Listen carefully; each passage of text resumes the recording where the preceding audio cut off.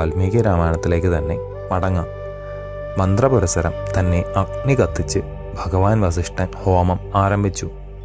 ഹംസാങ്കിതമായ അല്പം മഞ്ഞ നിറത്തിലുള്ള പട്ടുടുത്ത് അരുണവർണമായ ഉത്തരീയം ധരിച്ച് ആഭരണങ്ങളെ കൊണ്ട് സർവ്വ അവയവങ്ങളെയും പരിശോഭിപ്പിച്ച സീതാദേവി വൈകുണ്ഠപതിയുടെ വക്ഷസ്ഥലത്തിൽ നിന്ന് താമരപ്പൂവില്ലാതെ അവതരിപ്പിച്ച മഹാദേവിയെ പോലെ സന്നിഹിതയായി.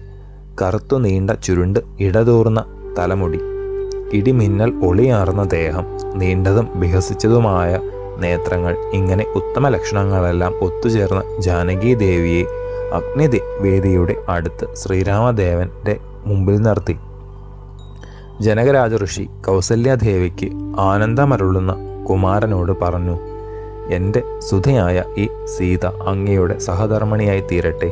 മേൽക്കുമേൽ മംഗളം. പാണി കൊണ്ട് പാണിയെ പിടിച്ച് ഇവളെ സ്വീകരിക്കൂ. മഹാഭാഗിയായ ഈ പതിവ്രത അങ്ങയെ നിഴലെന്ന പോലെ സർവദാ പിന്തുടരും. മന്ത്രങ്ങളാൽ പരിപൂതമായ ജലത്തെ മിഥിലേശ്വരൻ ദേവന് ഏകിയപ്പോൾ ദേവന്മാരുടെയും ഋഷിവര്യന്മാരുടെയും നല്ലത് നല്ലത് എന്ന ശബ്ദം സർവത്ര വ്യാപിച്ചു. ദേവദുന്ദുഭി ഇടതടവില്ലാതെ മുഴങ്ങി. നന്ദന വന കുസുമങ്ങൾ തുരുതുരെ പൊഴിഞ്ഞു.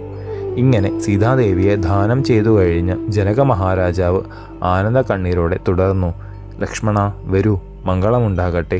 എൻ്റെ ഇളയ മകളായ ഊർമിളയെ ധർമ്മധാരങ്ങളായി നൽകുന്നത് സ്വീകരിക്കൂ. കാലതാമസം വരരുത്.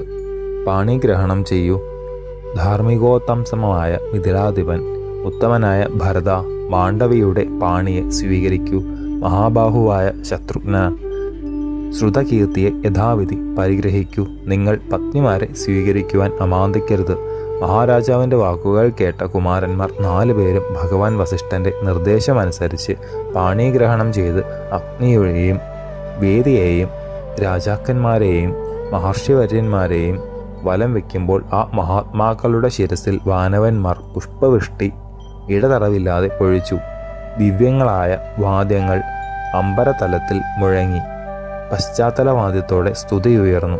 അപ്സര സ്ത്രീകൾ നൃത്തം തുടങ്ങി. ഗന്ധർവന്മാർ ഹൃദയ ദ്രവീകരണ ഗാനങ്ങൾ ആലപിച്ചു. ഇങ്ങനെ അത്ഭുതമെന്ന പോലെയാണ് രഘുപ്രവീരന്മാരുടെ വിവാഹ സമൂഹം മാറിയത്. ദശരഥനന്ദനന്മാർ സപത്നീകരായി സ്വസ്വവാഹനങ്ങളിൽ കയറി വാസഭവനത്തിലെത്തി. മഹർഷി ബന്ധുമിത്രാദികളും ഒന്നിച്ച് മന്നവനും സസന്തോഷം തനയന്മാരെ അനുഗമിച്ചു. അടുത്ത ദിവസം സൂര്യോദയത്തിൽ ബ്രഹ്മർഷി വിശ്വാമിത്രൻ അരജവര്യന്മാർ ഇരുവരോടും യാത്ര പറഞ്ഞ് അനുവാദത്തോടെ ശ്രീരാമലക്ഷ്മണന്മാർക്ക് അനുഗ്രഹാശിസ്സുകൾ വർഷിച്ച ശേഷം ഉത്തര മാമലയിലേക്ക് എഴുന്നള്ളി. അധികം താമസിയാതെ ദശരഥ മഹാരാജാവ് വിദേഹ പെരുമാളോട് അനുവാദം ചോദിച്ച് പുറപ്പെട്ടു. രാജഋഷി വളരെ ദൂരം അനുഗമിച്ചു. വളരെയേറെ സ്ത്രീധനവും നൽകി. 100,000 പശുക്കൂട്ടങ്ങൾ, മികച്ച കമ്പിളികൾ, 1000 വെള്ള പട്ടുവസ്ത്രങ്ങൾ, ആന, കുതിര, തേര്, കാലാൾ തുടങ്ങിയ ചതുരംഗ സൈന്യങ്ങൾ, ഉത്തമ ഗുണങ്ങളാർന്ന ദാസാദാസി ജനങ്ങൾ, വെള്ളി, സ്വർണം, മുത്ത്, പവിഴം തുടങ്ങിയ ശ്രേഷ്ഠ വസ്തുക്കൾ, ഇങ്ങനെ സസന്തോഷം കന്യകാപിതാവ് കൊടുത്തതിന് കണക്കില്ല. രഘുവരൻ്റെ സമ്മതം വാങ്ങി കുമാരന്മാരെയും പുത്രിമാരെയും അനുഗ്രഹങ്ങൾ കൊണ്ട് മൂടി രാജഋഷി മിഥിലാന്തപുരത്തിലേക്ക് എഴുന്നള്ളി. മഹാത്മാക്കളായ ആത്മജന്മാരും ഒന്നിച്ച് ദശരഥ മഹാരാജാവ് മഹർഷിമാരെ മുൻനിർത്തി ചതുരംഗ ബലയുധനായി സോല്ലാൽസം യാത്ര തുടങ്ങി. പക്ഷികളുടെ ക്രൂരസ്വരത്തിലുള്ള നാദം അങ്ങിങ്ങായി കേട്ടു. ഉഗ്രങ്ങളും ശാന്തങ്ങളുമായ മൃഗങ്ങൾ പ്രദക്ഷിണ രൂപത്തിൽ പോയി.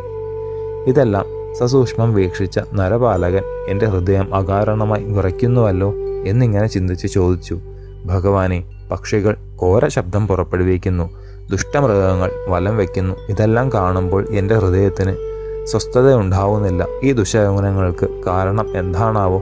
ബ്രഹ്മർഷി വര്യൻ മധുരമായി മന്നോർ മന്നവനോട് അരുളി ചെയ്തു, ഇതിൻ്റെ ഫലം ഞാൻ പറയാം, കേൾക്ക. പക്ഷികളിൽ നിന്നുണ്ടാകുന്ന ശബ്ദം അതിഘോരമായ ഒരു ഭയമാണ് സൂചിപ്പിക്കുന്നതെങ്കിലും മൃഗസഞ്ചാരം അതിനെ നശിപ്പിക്കുന്നതായി വ്യക്തമാക്കുന്നു. അതുകൊണ്ട് ഹൃദയവേദന ഒട്ടും തന്നെ വേണ്ട.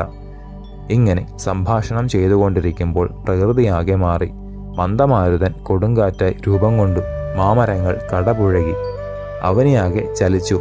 പർവ്വതങ്ങൾ കുലുങ്ങി. ഭാസ്കരദേവനെ അന്ധകാരം മറച്ചു. ദിക്കുകളെല്ലാം തെളിയാതെയായി. വെണ്ണീർ കൊണ്ട് മൂടിയ സൈന്യങ്ങളെല്ലാം ബോധരഹിതരായി. ഭഗവാൻ വസിഷ്ഠൻ മുതലായ മാമുനിവര്യന്മാരും രാജ ദശരഥനും ശ്രീരാമചന്ദ്രൻ തുടങ്ങിയവരിൽ മാത്രം ആലസ്യമില്ലാതെ നിന്നു. മറ്റു സർവ്വപേരും ചേതനയറ്റ പോലെയായി.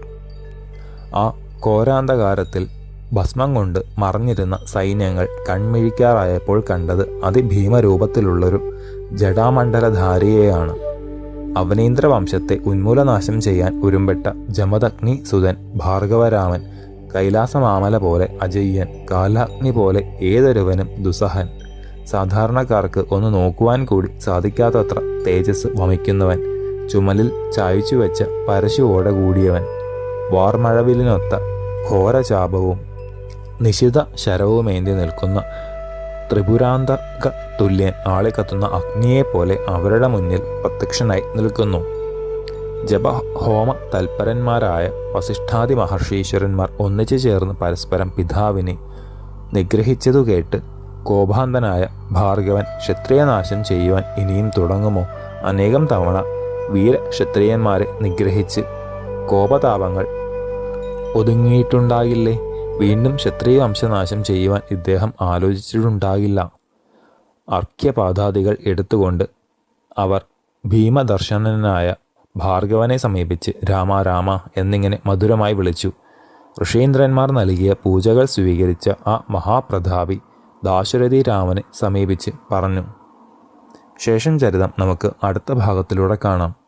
ഗുരുപാദങ്ങളിൽ സാഷ്ടാംഗ പ്രണാമത്തോടെ നമസ്കാരം.